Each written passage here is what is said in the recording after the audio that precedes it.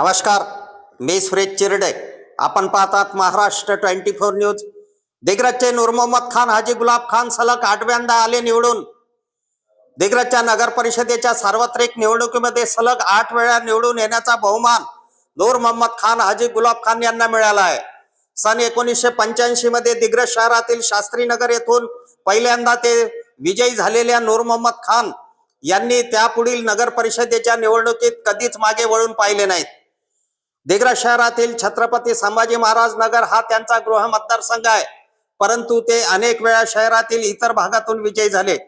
नुकत्याच झालेल्या 2025च्या नगर परिषद सार्वत्रिक निवडणुकीत ते यावेळी प्रभाग क्रमांक 6 मधून निवडून आले. नगर परिषदेच्या निवडणुकीतील अपराजित व्यक्तिमत्व म्हणून त्यांना दिग्रजकर ओळखतात. तर सलग 8 वेळा आपण निवडून आलो, त्यामुळे विदर्भात सलग 8 वेळा कोणी निवडून आले नसल्याचा दावा नूर मोहम्मद खान हाजी गुलाब खान यांनी केला आहे. एक वेळा नगराध्यक्ष तर अनेक वेळा नगर परिषदेचे सभापती म्हणून त्यांनी उत्कृष्ट असे काम केले आहेत.